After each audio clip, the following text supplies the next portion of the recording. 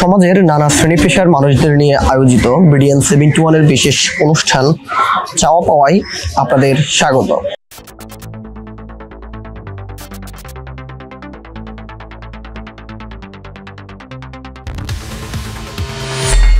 এই অনুষ্ঠানে আমরা অতিথিকে 8টি প্রশ্ন করে থাকি, তাই আমাদের অনুষ্ঠানের ব্যাপ্তিও 8 মিনিট, যার মাধ্যমে আমরা জানতে পারি ওই ব্যক্তির সফলতা, ব্যর্থতা, স্বপ্ন এবং বাস্তবতা।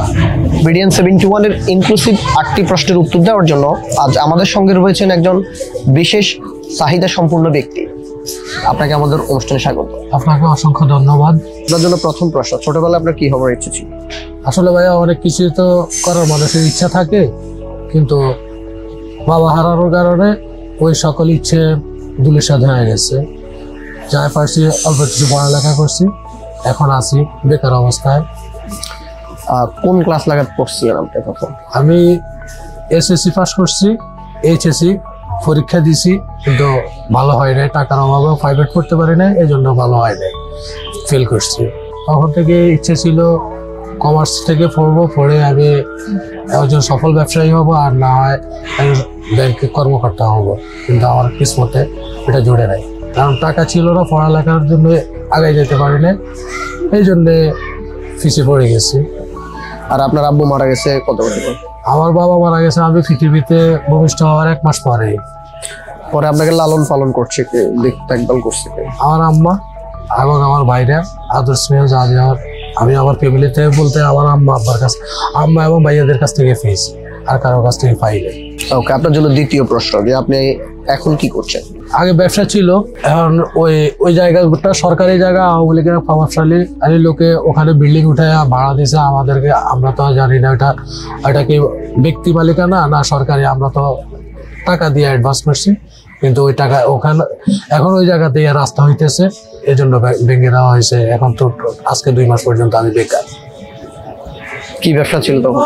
আর মুদি এবং সার আইটেম প্রতিদিন 10-12 হাজার 15 হাজার টাকা বিক্রি হতো। এর ভিতরে মনে করেন 500, 1000, 1500 টাকা থাকতো, ওইটা দিয়ে সংসার চলতো। তো এখন আপনার ভরণ পোষণ আসলে চলছে কিভাবে? আসলে ভরণ পোষণটা তো এখন আমার খালা একজন আছে, উনি মাঝে মধ্যে আমার কিছু খরচের টাকা দেয়, আর বাড়ি থেকে আম্মা কিছু টাকা পাঠায় বাড়ির আয়ের থেকে, আর মাঝে মাঝে বাইরেও কিছু দেয়, বন্ধু বান্ধবও কিছু দেয়। আমার বিপদ শুনে বন্ধু বান্ধব মোটামুটি ওদের হেল্প পেয়ে চলতেছে। ভাই ঢাকা শহরে ফ্যামিলি নিয়ে থাকলে একদম গরিব ফ্যামিলিরও মাসে 30,000 টাকার প্রয়োজন। তো এটা তো বুঝে নেয় কত টাকা লাগে, তারপর যতটুকু হিসাব নিকাশ করে চলতে পারি ওইটাই চেষ্টা করে চলতে, এর চেয়ে তো বেশি চলা যায় না। বাসা ভাড়া 5,500, 7,000 টাকাতে এমনি চলে আসে। আমার পরিবারে বলতে এখন আমি আছি, আমার ওয়াইফ আছে, আমার 2টা বাচ্চা আছে। আম্মা আমার কষ্ট দেখে আম্মা ভাইয়ের বাসা চলে গেছে, আচ্ছা ভাইয়ের কাছে থাকতেছে। বাচ্চা দুটোর বয়স কত? একটার বয়স 7 বছর আর একটা 9 মাসে পড়ছে।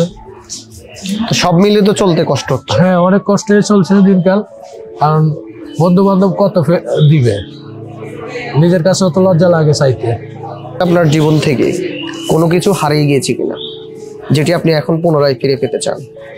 আসলে জীবন থেকে প্রথমত তো বাবাই হারিয়ে গেছে, এবং আর তো কিছু হারানোর আমি দেখি না, কারণ একটা মানুষের জীবনের সবচেয়ে বড় অবলম্বন হলো তার বাবা। সেখানে বাবাই হারিয়ে গেছে। বাবা থাকলে হয়তো আজকে আমার এই দুর্দশা হতো না, কারণ আমার বাবা একজন আলেম ছিলেন, নাম করা আলেম ছিলেন।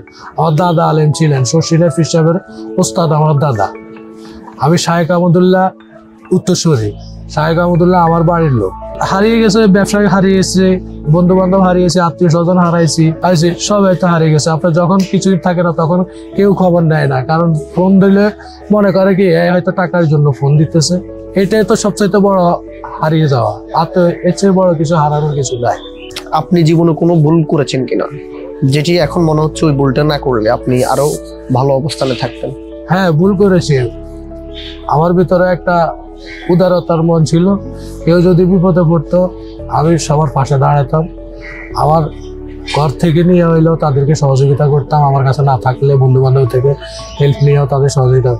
আজকে তারাই ভালো আছে, আমি ভালো নাই, এবং কি এখন আর আমার কেউ খবরও নেয় না, কারণ তারা উপকার শেষ, আমার কথা ভুলে গেছে। এটাই সর্বপ্রথম ভুল। তাদের জন্য সবকিছু করেছি, তারা কিন্তু এখন আর আমার পাশে নাই। বাজারে যখন আমার ব্যবসা ছিল তখনও আমি একজনকে ব্যবসা ধরাই দিছি আমার নিজের টাকা দিয়ে। এরপরে আছে কেউ যদি কারো মেয়ে বিয়ে দিতে না পারতো, আমি নয়া বাজার, সিদ্দিক বাজার বন্ধু বান্ধবের কাছ থেকে টাকা নিয়ে, আমার থেকে টাকা দিয়ে আমি ওই মেয়েটার বিয়ে দিতাম। এটা ছিল আমার, এই কাজগুলো আমি করতাম। জীবনে এই পর্যন্ত যে শিক্ষাটা আপনি পাইছেন, আমি যদি ইন জেনারেল সবাইকে 3টে উপদেশ দিতে বলি, কি কি উপদেশ দিবেন? জীবনে উপকারে সর্বপ্রথম কারো উপকার করে তাদের কাছ থেকে কোনো কিছু পাওয়ার আশা করা যাবে না। 2 নম্বর হলো বন্ধুদের সাথে নিজের দুর্বলতার কথা বলা যাবে না। 3 নম্বর বিপদে পড়লে ফ্যামিলিও নিচে এবং আত্মীয় স্বজন কেউ তাকায় দেখে না, নিজেরটা নিজেই করে নিতে হবে। পারলে নামাজ পড়বে 5 ওয়াক্ত, আল্লাহ যে বিধান আছে ওই বিধানগুলা মানতে পারলে আমার মনে হয় সকল কষ্ট গ্লানি মুছে যাবে। এই মুহূর্তে আপনি আলাউদ্দিনের স্যারের হাতে পেলেন আর নিজের জীবনে 3টে ইচ্ছে পূরণ করার সুযোগ পাবেন, তাহলে আপনি কোন 3টে ইচ্ছে পূরণ করবেন? আশা তো আছে ইসলামিক মাইন্ডে চলার এবং গরিবদেরকে সহযোগিতা করার, আমার মতো যারা অসহায় আছে তাদের পাশে দাঁড়ানো। আমি যদি ভালো ডাল ভাত খেতে পারি ওদের করতে চেষ্টা করবো খাওয়ানোর জন্য, ওইটাই ইচ্ছা।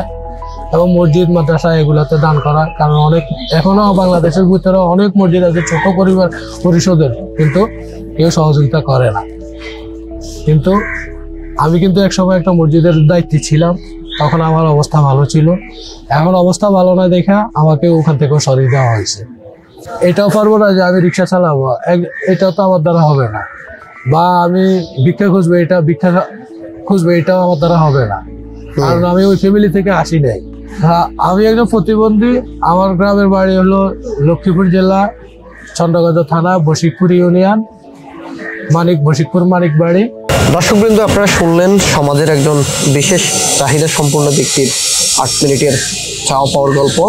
আর এরই সাথে শেষ করছি আমরা আমাদের আজকের পর্বটি। পরবর্তী পর্ব দেখার আমন্ত্রণ জানিয়ে বিদায় নিচ্ছে আজকে। সবাই ভালো থাকবেন, সুস্থ থাকবেন, সবাইকে ধন্যবাদ।